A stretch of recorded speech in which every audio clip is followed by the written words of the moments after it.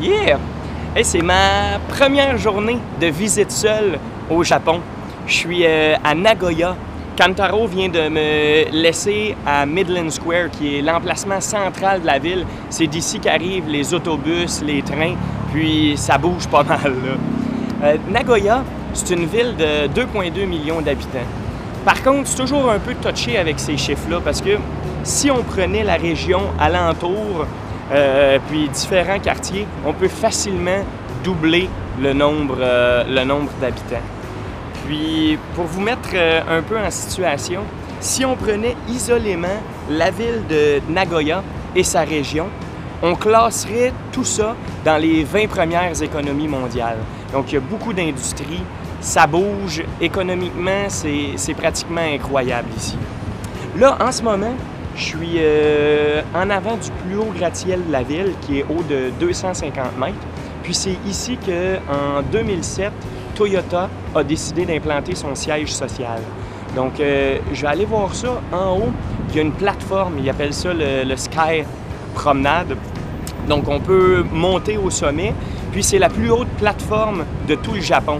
Donc, je vais attendre plus tard, par contre, peut-être pour le coucher de soleil. Je vais aller monter là avec Mr. K. La vue devrait être incroyable.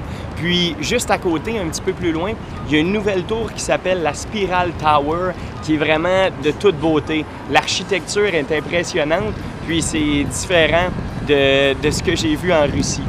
Donc, j'ai une bonne promenade. C'est quand même une grosse ville. Il y a quelques jardins, il y a un château, il y a plusieurs temples. Donc, je m'en vais voir ça immédiatement.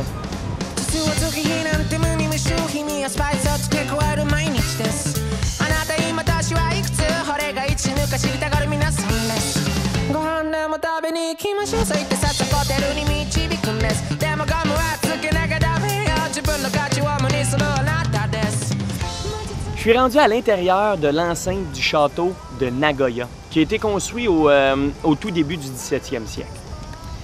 La ville de Nagoya produisait massivement des armes pendant la Deuxième Guerre mondiale, des armes et des avions de chasse. C'est pourquoi la ville a été excessivement bombardée en 1945. Ce que ça fait, c'est que plusieurs bâtiments authentiques, plusieurs monuments et anciennes maisons ont été détruites. Ici, à l'intérieur du château, la tour principale qu'on voit en arrière de moi a été complètement détruite. Elle a brûlé au complet pendant le mois de mai 1945.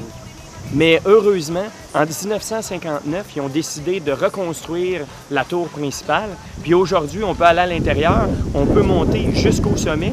Puis c'est un musée qui est supposé d'être bien intéressant. Donc c'est ce que je m'en vais faire à l'instant.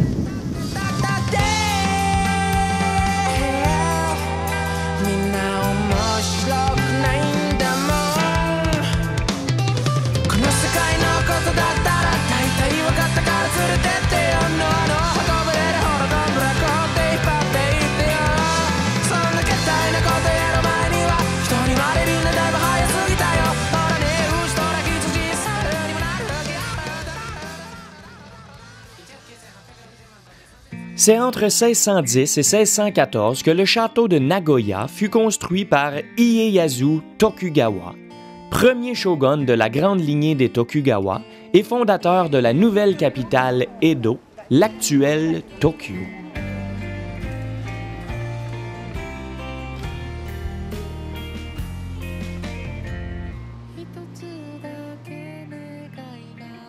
Le château de Nagoya fut remplacé en 1959 par une réplique en béton armé. On peut remarquer, de chaque côté du toit, la copie dorée de 3 mètres de long du fameux Shashihoko, une créature marine ressemblant à un dauphin que l'on retrouve à plusieurs endroits au Japon.